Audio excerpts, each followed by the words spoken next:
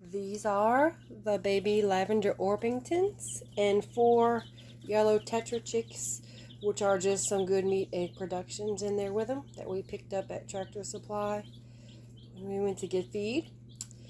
These little guys are about a week old now, all doing well. They are starting to jump on top of the brooder. They are sleeping spaced out, so they're not cold, and they sleep the cutest way. They just lay flat down and go to sleep, and you just see little chicks scattered all throughout. They sleep well at night. I turn the light out in here at about 9 o'clock. They lay down and they sleep, and I don't hear them until I come and wake them up at about 5 a.m. They're starting to get more feathers, and they're stretching their wings out and stretching their legs. There is one little rooster in there, but he's really not any different than the rest of them in any way that he would stick out to say he's a rooster.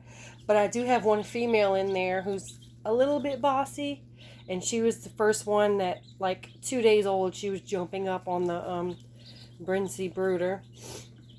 This brooder has been the most amazing thing. I'm going to get the bigger one. There are 3 sizes. This is the smallest one.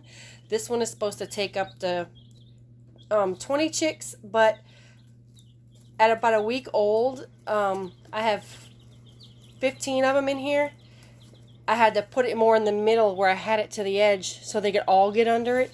I wouldn't say it would do 20. I would say it would maybe do 12 if you keep it in there for a while. So I'm going to get the next size up for my next batch, but it gives you so much peace of mind for someone who worries a lot. I do not like leaving a heat lamp on. This thing you can go to sleep with and not worry. It doesn't even get the litter hot. Like, nothing is hot on it. The top's not even hot, and it just radiates the heat straight down onto the chicks. It is amazing. And you can adjust these 4 sides, so I have the back a little bit lower than the front. That way if it does get too hot, they can move towards the front. And I've been raising it up a little bit each day. You wouldn't believe how low you actually start with it. I didn't have it too low when I first put it together, and I looked online at some videos, and they had it like super duper low, like where the chick would crunch under it. And when I adjusted mine like that, they actually liked it. And I just moved it up a little bit each day.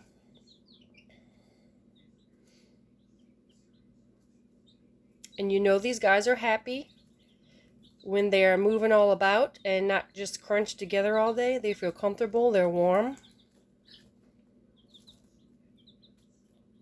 I have the plastic cover on top of my brooder, but when I clean it, I go ahead and put the cling saran wrap on it, and it works awesome. You can buy the replacement covers for these, but they're rather expensive, the plastic parts, for like $18. So when I'm cleaning that one, I just put the peel and stick saran wrap on it, and it works just fine, and it keeps it clean. And I also, which I can probably remove the rocks now, I put rocks in the water in case you have a chick that's sleepy or not doing so well, he doesn't fall over and drown. One of the yellow ones that I had when I first brought him home, he was a little bit, not lethargic, just, you could tell he wasn't as strong or doing as well. And he was standing over by the water, and he just kind of fell over and put his head in it. So I'm glad I had the rock there. So it's a good idea to put the rocks in there when they're small, just to keep any accidents from happening. But these are my little baby lavender chicks and my 4 little tetras.